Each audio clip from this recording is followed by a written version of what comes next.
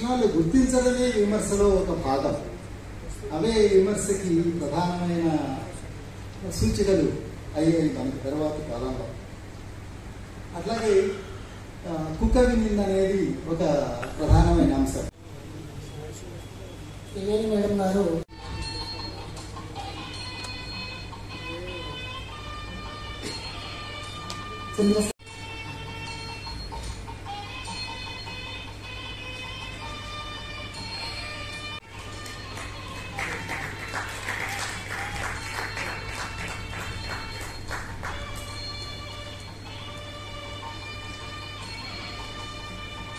ఈ పేపర్లో వేసి ఫోటో, ఈ ఫోటో పేపర్ విద్యాలయంలో పిహెచ్డి చేయడం జరిగింది.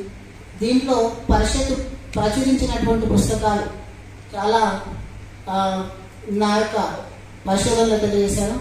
అంశాలు వాటి విధానాలతో ప్రభావితమైనటువంటి భారతదేశంలో ఈ ఆంగ్ల పాశ్చాత్య సాహిత్య ప్రభావం అనేది ఇంకా సన్నిహితంగా దేశీయ భాషలకు చేరువైంది. అలాంటి సందర్భంలో ఆంగ్ల భాష సాహిత్య ప్రక్రియలు ఏ విధంగానైతే నాటకం, నవల ఇవన్నీ వచ్చాయో 19వ శతాబ్దపు ఉత్తరార్ధంలో విమర్శ కూడా అలాగే మన పాశ్చాత్య సాహిత్య ప్రభావం చేత తెలుగు సాహిత్యంలోకి వచ్చింది. మేడం గారు సన్మానం అందుకుంటున్నారు.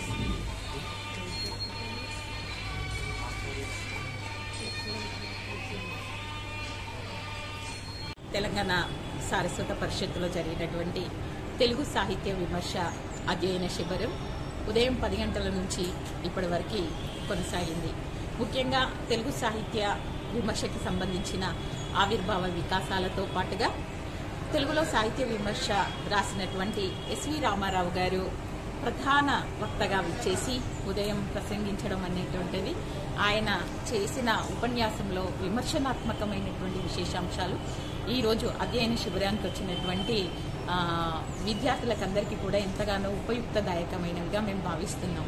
అదేవిధంగా సాహిత్య విమర్శకు సంబంధించిన ప్రక్రియల మీద కావచ్చు, అదేవిధంగా విమర్శకుడు కావచ్చు, విమర్శకుని లక్షణాలకు సంబంధించిన విశేషాంశాలు కావచ్చు, సాహిత్య విమర్శన రీతులకు సంబంధించిన నూతన ధోరణులు కావచ్చు, ఇవన్నీ కూడా ఈరోజు అధ్యయనం చేశాం.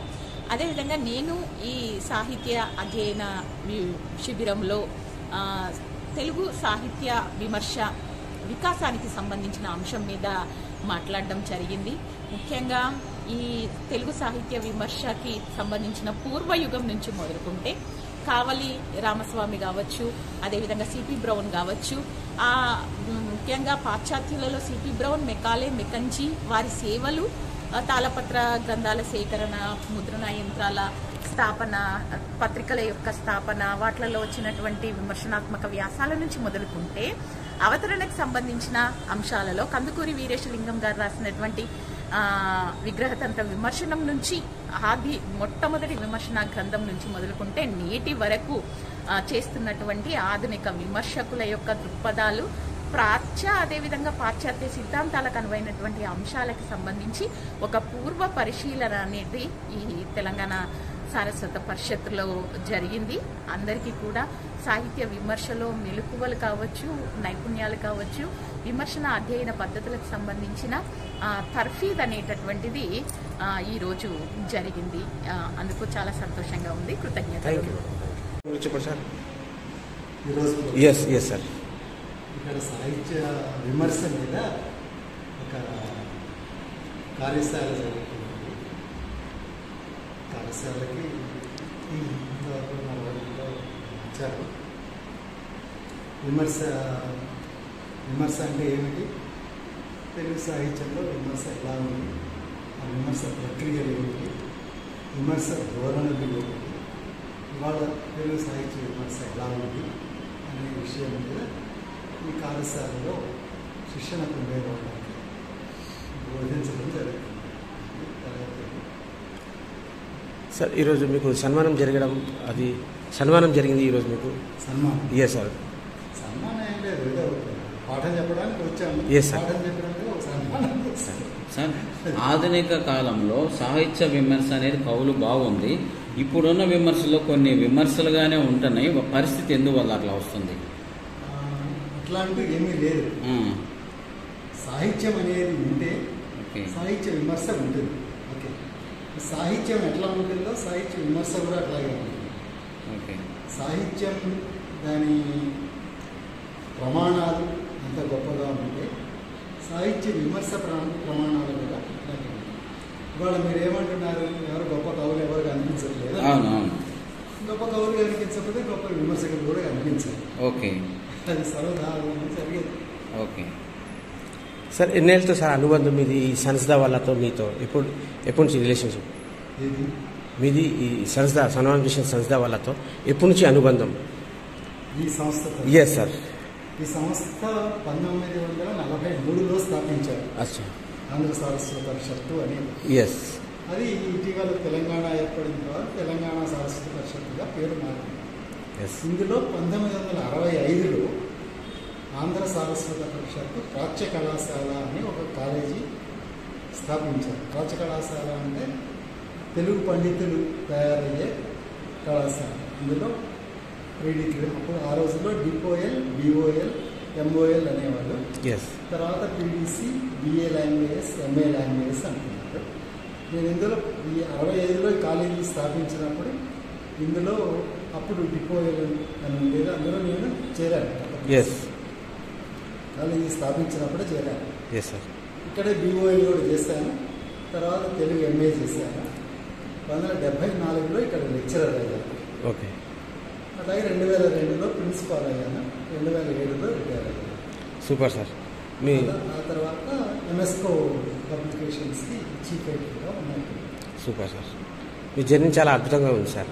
చాలా ఇంట్రెస్టింగ్ ఉంది జర్నీ, ఇందాక చెప్పిన విషయం. ఇంకా ఇప్పుడున్న యూత్కి ఏదైనా మెసేజ్ చెప్పాలనుకుంటుంటా దీనిపై? ఇప్పుడున్న యూత్ అంటే ఇవాళ జరుగుతున్నది ఏమిటి అంటే ఎక్కువ మంది విద్యార్థులు, Yes. తల్లిదండ్రులు వాళ్ళు పుట్టినప్పటి నుంచి 2 ఏళ్ళు 2.5 ఏళ్ళు వచ్చేటప్పటి నుంచి వాళ్ళకి ఒక కెరీర్ మీద దృష్టి ఏర్పడుతుంది. తల్లిదండ్రులకి ఉంది, పిల్లలకి క్రమక్రమంగా ఏర్పడుతుంది. Yes. తల్లిదండ్రులకు ఉండడం వల్ల ఏమవుతుంది, వాళ్ళు 2.5 ఏళ్ళకే స్కూల్లో చేర్చడం, 10th క్లాస్ అయిపోయిన దగ్గర నుంచి ఇంటర్మీడియట్, ఆ ఇంటర్మీడియట్ అయిన నుంచి అది ఇంజనీరింగ్, మెడిసిన్, ఇవే ప్రధానమైన కోర్సులు అవుతూ ఉంటాయి. వాటి కోసం బయటికి పోవడానికి అవకాశాలు ఎక్కువగా ఉంటాయి కాబట్టి ఇంగ్లీష్ మీడియం, ఇంతకుముందు తెలుగు మీడియం స్కూల్ ఎక్కువ ఉండేది. Yes. ప్రైవేట్లో కూడా తెలుగు మీడియమే ఎక్కువ ఉండేది. మీకు మెషిన్ స్కూల్స్ కూడా తెలుగు మీడియం స్కూల్స్ అంటే ఉన్నాయి. అటువంటిది ఇప్పుడు ప్రైవేట్ స్కూళ్ళు ఓన్లీ ఇంగ్లీష్ మీడియం అని పెట్టుకుంటున్నారు. గవర్నమెంట్ స్కూల్ కూడా తెలుగు మీడియమే అని, తెలుగు మీడియం బదులు ఇంగ్లీష్ మీడియం పెట్టుకుంటారు. కాబట్టి ఆ కెరీర్ ఓరియంటేషన్ ఎప్పుడైతే ఉందో, అంటే సమాజంలో మనం ఏం ఆలోచిస్తున్నాము, వీళ్ళు ముందుకెళ్ళి ఏం చేస్తారు, వీళ్ళు డబ్బు సంపాదించాలి కదా. అంటే లక్ష్యాలు ఏమిటి అంటే మనం ఒక కెరీర్ బిల్డప్ చేసుకోవాలి. ఆ కెరీర్లో మంచి ఉద్యోగం, దానికి మంచి జీతం, ఎస్. మంచి డబ్బు సంపాదించడం, అదొక్కటే ప్రధానమైపోయింది. కానీ చుట్టూ ఉన్న సమాజం ఏమిటి, ఈ సమాజంతో మనకున్న సంబంధాలు ఏమిటి, కుటుంబం ఏమిటి, ఇంత పెద్ద సమాజం కదా, 140 కోట్ల జనాభా ఉన్న Yes. సమాజం. ఈ సమాజంలో వ్యక్తుల మధ్య ఉన్న సంబంధాలు ఏమిటి, ఇక్కడ మనం ఏం చేయాలి, ఇక్కడ ఎంతమంది, ఎటువంటి అవకాశాలు ఉన్నాయి వాళ్ళకి, ఎటువంటి లేవు, వాటిని కల్పించడానికి మనం ఏం చేయాలి, అసలు మనుషులు సుఖంగా ఉండడం అంటే ఏమిటి, అమెరికాకి పోవడమే సుఖంగా ఉండడమా, లేకపోతే కోట్ల రూపాయలు సంపాదించడమే సుఖంగా ఉండడమా, మనం తినడానికి ఇంత తిండి బట్ట గూడు ఉంటే చాలు అని ఒకప్పుడు అనుకున్న అదే మన నినాదం కదా. Yes sir. అది పూర్తిగా ఏర్పడకముందే మనం ఇప్పుడు కోట్ల మీద ఆశపడుతూ పోతూ ఉన్నాం. కాబట్టి ఈ సామాజికమైన స్పృహ అనేది మన చుట్టూ ఉన్న వాళ్ళు ఎట్లా ఉన్నారు, వీళ్ళందరూ ఎట్లా సుఖంగా ఉంటారు అనే ఆలోచన లేకుండానే పిల్లలు పెరుగుతూ ఉన్నారు. Okay sir, enough sir, thank you. ఒక్క నిమిషం సార్. రాజకీయ పరంగా ఇప్పుడు 5వ విడత పోలింగ్ రేపు ఏ ప్రభుత్వము ఏ విధంగా చేసిందో ఒక్క నిమిషం చెప్పండి అంతే మీరు చాలు. అంటే ఇది మనం యాక్చువల్గా సంబంధం లేదు మనకి. లేకపోతే ఇప్పుడున్న